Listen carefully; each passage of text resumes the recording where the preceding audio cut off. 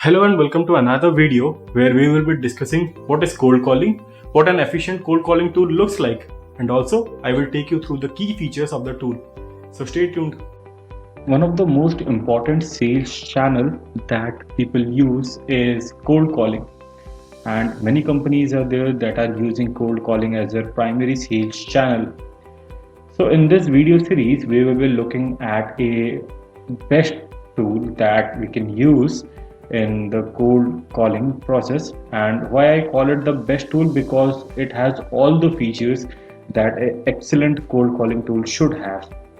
So beginning with the part 1 of the video, I will be telling you about how to import leads and data.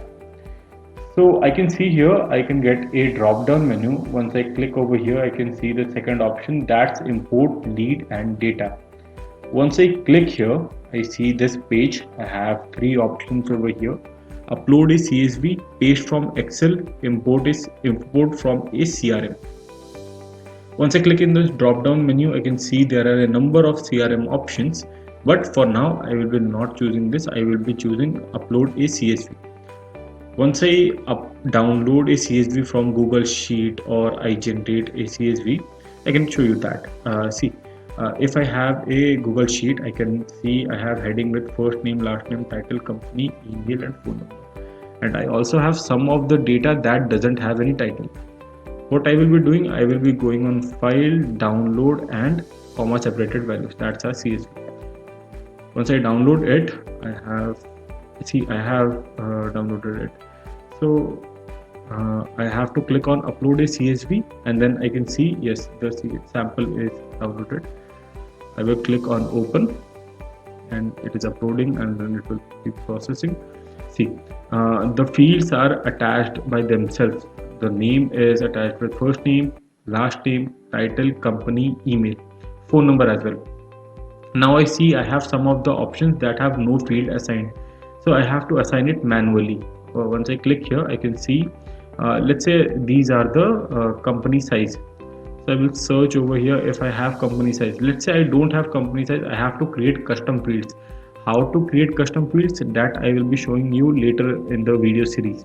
For now I will be clicking on company size. Once I click over here, I can see these are the description of the company, let's say. So I will be clicking on description. I can see here it's United States, so I will be going and I will click on country for now, and then I will click on next. Once the next is green, only then I can click it.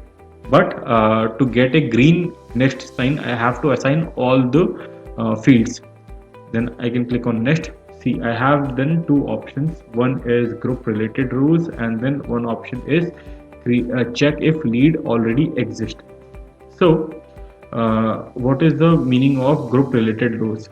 When I come back to the sheet, I can see that I have four people that are from the same company. So what will happen is, if I enable this option, all these four people will be grouped into the same contact.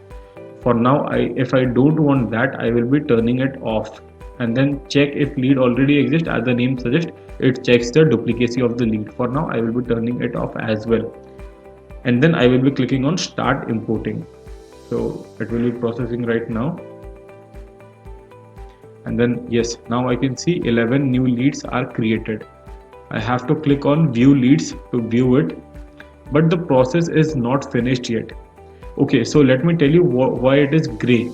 So if a lead has the email or the phone number, it will be dark in color, but if a lead doesn't have the email or phone number, it will be gray in option. So that's the fact. And yes, the process is not finished yet. Why? Because I have to add this particular 11 lead into the smart view option. Unless and until I don't add it in the smart view, I cannot make calls. So let's name it as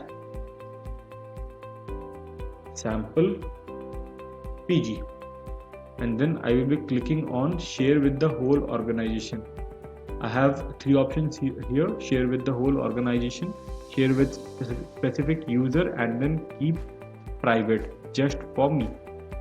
So I will be clicking on share with the whole organization. in case multiple people are using this tool, they can have access to the smart view.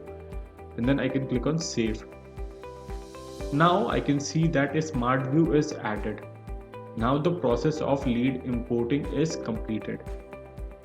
That's it for this video, and in next video we will be learning about how to email from the tool itself. Stay tuned to know about email automation in the next video.